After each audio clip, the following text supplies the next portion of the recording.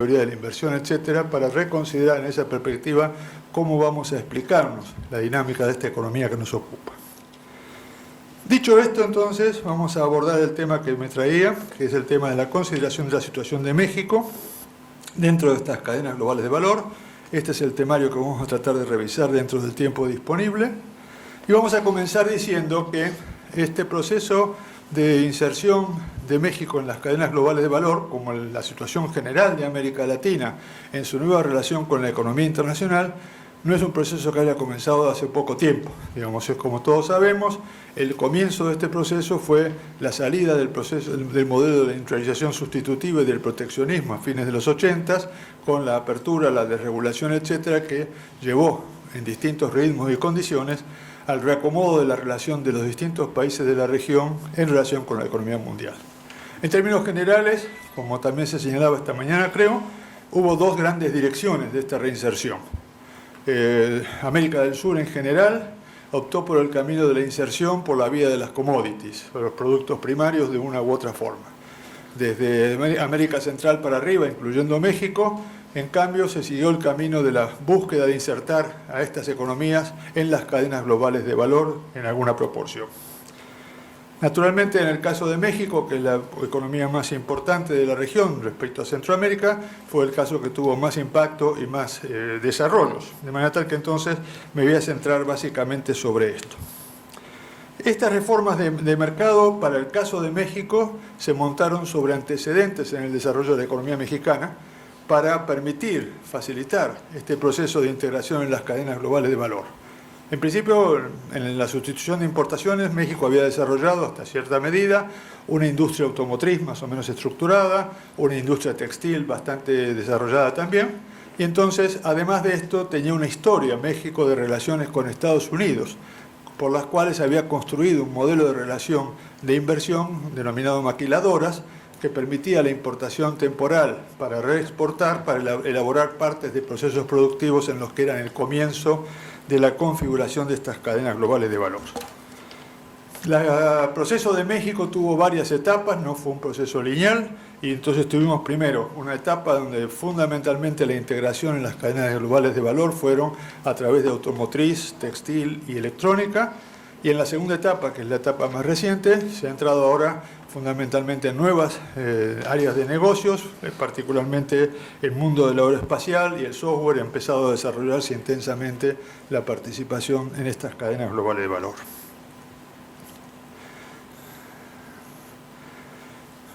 Los factores fundamentales para explicar por qué México entró tan intensamente en las cadenas globales de valor, podría ser extendible este concepto también para el resto de los países de Centroamérica, tienen que ver primero que nada con un factor obvio, localización, ¿sí?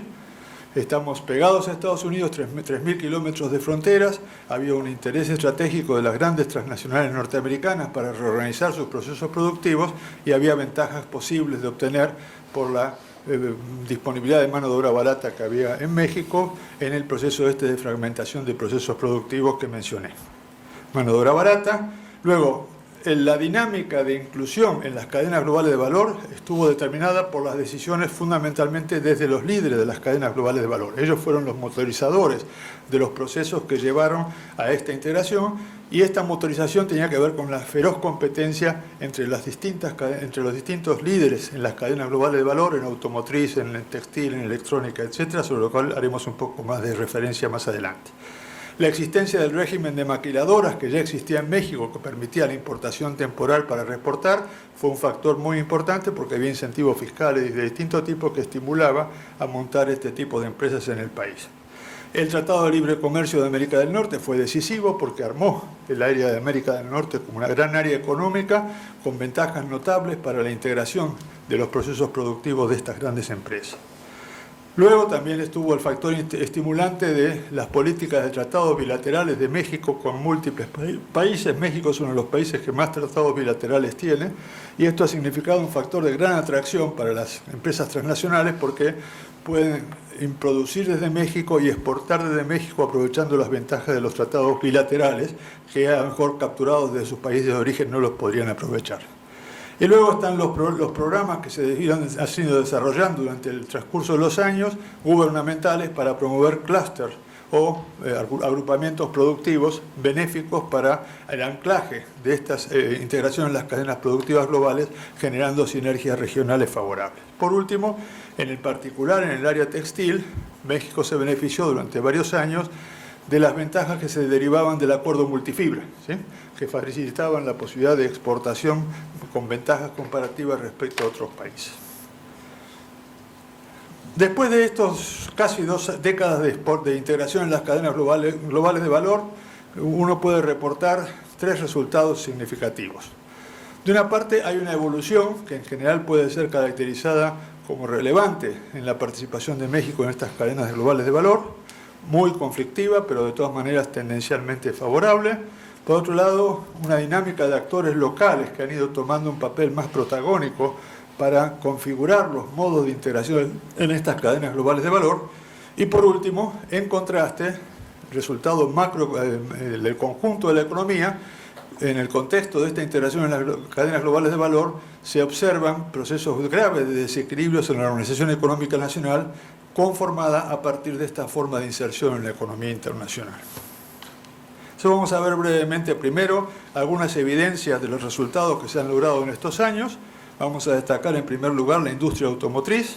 En el gráfico de la izquierda ustedes pueden ver la importancia relativa de la exportación generada con automotrices comparada con el gran producto primario de México, que es el petróleo. La exportación de automóviles supera ampliamente los ingresos petroleros a pesar de los aumentos del precio del petróleo durante estos años. Sí, el precio simplemente como referencia, el petróleo en los 80 significaba el 70% de las exportaciones y ha pasado ahora a significar menos del 20%, y la brecha se ha llenado fundamentalmente con exportaciones manufactureras. La participación de las exportaciones de automotrices mexicanas en el total de las importaciones de Estados Unidos se muestra en el gráfico de la derecha, y como se puede ver hay una presencia creciente. De hecho, ya en México hay un conjunto de plantas que no son simplemente ensambladoras, sino que además desarrollan productos generados totalmente en México que son exportados específicamente a Estados Unidos. De manera que entonces el cuadro de automotrices además se ha ido complejizando, porque se han desarrollado centros de diseño, un número importante de plantas de las OEM en el país y en algunos niveles de desarrollos tecnológicos propios más o menos interesantes.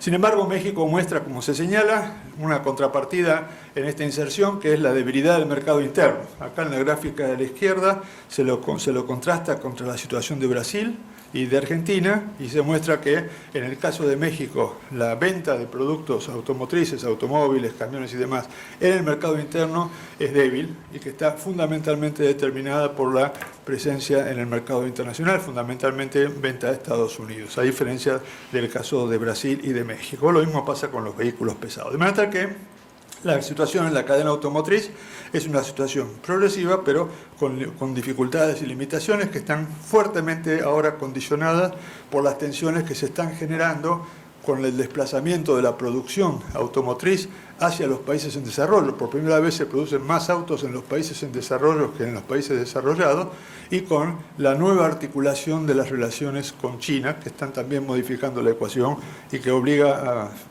plantea desafíos para el futuro que va a tener esta participación de México en las cadenas globales automotrices. Subsiste de todas maneras lo que señalaba Víctor: las cadenas globales de valor son fundamentalmente regionales y por lo tanto México sigue beneficiándose relativamente de la ventaja de localización, pero está desafiado a incrementar, a dar valor agregado a esta ventaja local con otros factores.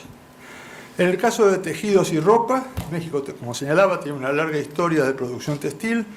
Se desarrolló una maquila relacionada con textiles desde los 80s, que fue más o menos exitosa hasta el comienzo de los 2000. Cuando se acabó el acuerdo multifibra, progresivamente fue perdiendo ventajas competitivas y se vio crecer rápidamente la exportación de China, que, como se ve acá en la gráfica, ocupó el espacio, mientras que México perdió posición relativa en las exportaciones de Estados Unidos, que era el mercado local, el mercado objetivo de las producciones estas de transformación parcial. De todas maneras, México mantiene posición relativa importante en las exportaciones hacia Estados Unidos, particularmente en algunas líneas como pantalones de mezclilla, jeans, no sé cómo se llaman, jeans acá. Bueno, ok, pantalones de mezclilla, es un gran exportador. En su momento México aparecía como la capital mundial de la mezclilla, particularmente una zona de México, de manera tal que la posición relativa sigue siendo significativa, aunque decreciente. En electrónica encontramos también un proceso de participación progresiva creciente. Lo que se muestra en la gráfica de la izquierda son la evolución de las exportaciones hacia Estados Unidos, de la producción básicamente de televisores, computadoras, como los elementos principales, pantallas de computadora. Y en la derecha se muestra en cambio una tendencia decreciente en el nivel del empleo. Esto es interpretado en general como que esta relación muestra un incremento en la complejidad técnica de los procesos productivos desarrollados que hacen que se reduzca la participación de mano de obra en beneficio de un proceso más altamente de componentes tecnológicos de más calidad. De manera tal que entonces la interpretación que se obtiene de esto es, en principio, que la evolución en general es tendencialmente progresiva. Esto se manifiesta en la importancia relativa que tiene la participación de las exportaciones de México hacia Estados Unidos comparada con otros países, y se nota que la importancia relativa de México está medida por el papel que tienen los productos generados en México en el ranking mundial, que son relativamente relevantes. En el caso de aeronáutica, este es un proceso nuevo que se está desarrollando, básicamente a partir de la llegada de un par de Bombardier y alguna otra empresa más que ha montado plantas alrededor de las cuales se ha generado clústeres como una novedad de estrategia de desarrollo. En lugar de llegar a la planta aisladamente, se montaron programas oficiales para construir un gran agrupamiento productivo alrededor de la planta, articulando proveedores, gobierno, universidades, etcétera, para generar un clúster de producción especializado. Está creciendo relativamente de manera significativa el comercio exterior aeronáutico y se están incrementando la especialización de empresas que se están desplazando de la producción de proveedores de automotrices para proveedores de aeronáutica, aprovechando similitudes de las expertices que requieren para ambas producciones. En aeronáutica, bueno, tenemos acá más o menos señaladas las grandes operaciones de OEM que tenemos en el país. De todas maneras, esto es un proceso muy incipiente y habrá que ver qué tanta evolución tiene, pero es una novedad radical para México porque México no producía aviones prácticamente ninguno. Estos son los grandes resultados que uno se puede mostrar muy esquemáticamente. Un segundo resultado que me parece destacable es que junto con esto que he mostrado, que es resultado fundamentalmente de las políticas de las grandes transnacionales para organizar su articulación dentro de México junto con otras disposiciones en el territorio, hubo aprendizaje de los actores locales. Y entonces se ha empezado a generar una cierta dinámica de búsqueda de configuración de la participación en estas cadenas globales de valor con alguna tendencia de incrementar el beneficio que se obtiene desde el punto de vista local en esta participación. La primera cosa destacable en esto es que ha habido una reforma importante en la legislación que regula la presencia de estas empresas maquiladoras. Se ha transformado esta legislación de la que se había generado en los 60 y se ha hecho una reforma para el 2007, configurando ahora una legislación que identifica a este tipo de empresas como industrias manufactureras, maquiladoras manufactureras de exportación. Esquemáticamente, el gran cambio que esto significa es que ha complejizado la forma de participación de estas empresas extranjeras en la economía nacional, que antes se limitaban a llegar, a abrir una empresa para hacer pequeñas transformaciones en la frontera con México, en Tijuana o los lugares más conocidos, para reexportar con muy bajo componente de valor agregado local. Ahora se ha complejizado y se permite que haya una integración mucho más diversificada hacia el interior de la economía de México, con lo cual entonces se va endogenizando los procesos de integración en las cadenas globales articulados con la dinámica de la economía nacional. Antes era mucho más una política de enclave. También se ha asumido el Estado mayor presencia en la formulación de programas públicos para articular sector público y sector privado en la promoción de esta integración en las cadenas globales de valor de una manera más estructurada, fundamentalmente con la lógica de organización de clústeres, ¿sí? Entonces, en automotrices, en electrónica, en aeronáutica, hemos tenido casos exitosos, interesantes, de resultados de esta política pública. Y después se está viendo también una nueva política desarrollada fundamentalmente por el Consejo Nacional de Ciencia y Tecnología, que impulsa la creación de agrupamientos productivos, también con la lógica de clúster, en torno a una gran empresa líder que articula centros de investigación, pequeñas y medianas empresas proveedoras y universidades para generar dinámicas productivas, y esto con apoyos del Estado para esa articulación.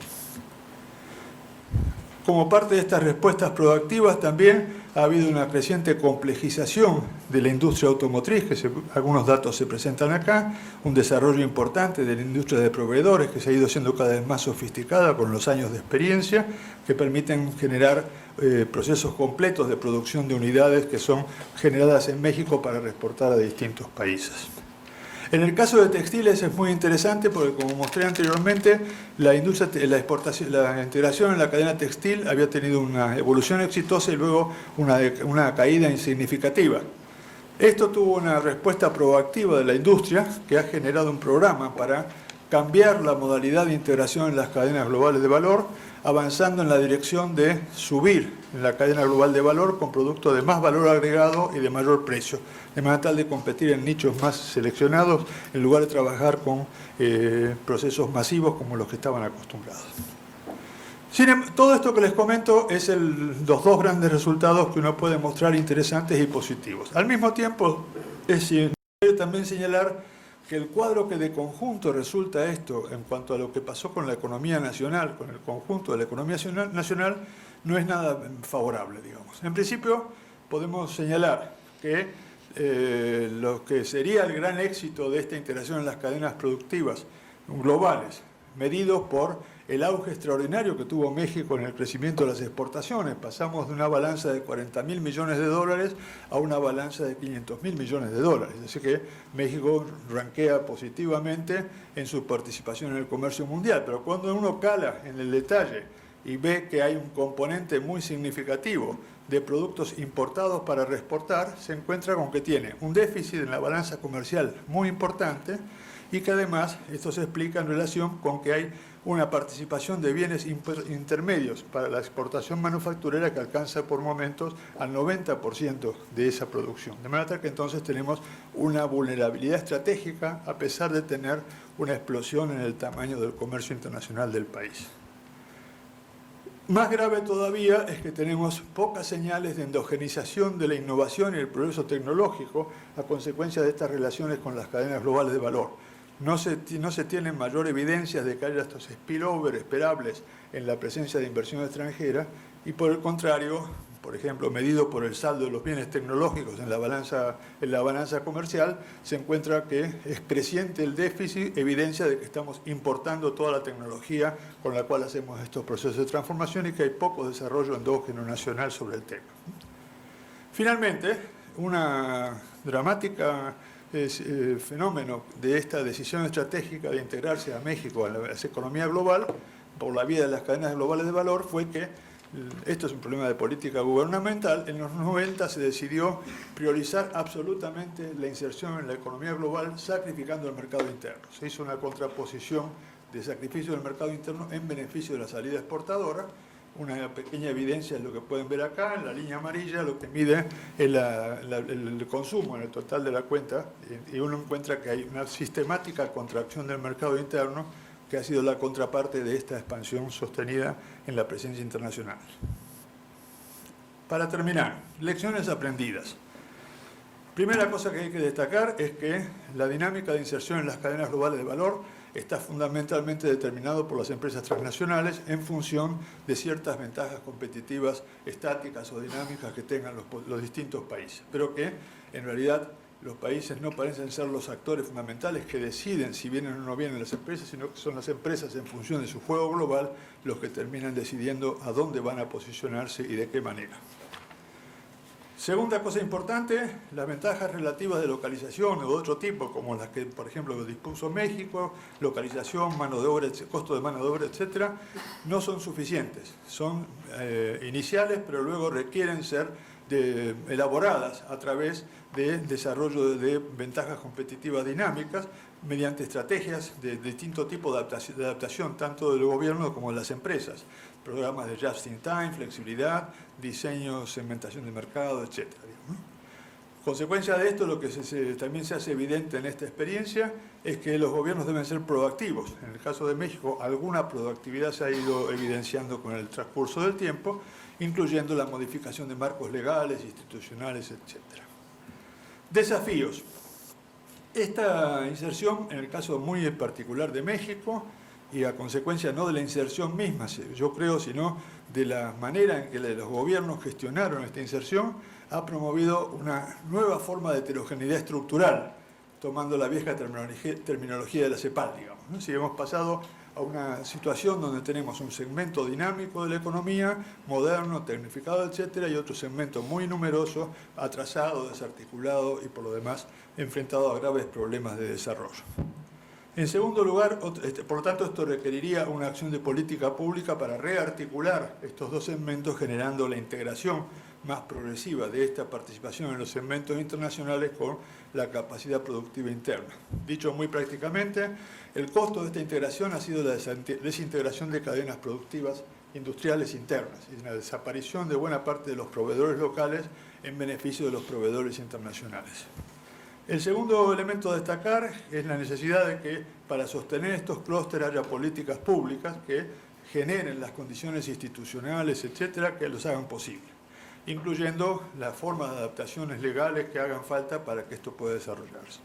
Y por último, para terminar, hay un problema general que en el caso de México está detrás de esta heterogénea y compleja articulación con la economía internacional, parte de lo cual se señalaba esta mañana, que es todas las insuficiencias que hay en los temas de educación, infraestructura, pobreza, inseguridad, etcétera, que requerirían ser muy proactivamente trabajados por el gobierno para dar sostenibilidad y posibilidad de encontrar lo que la UNCTAD llama la ecuación positiva de integración en las cadenas globales de valor para que esto sea un factor de desarrollo y no de desequilibrio. Muchas gracias.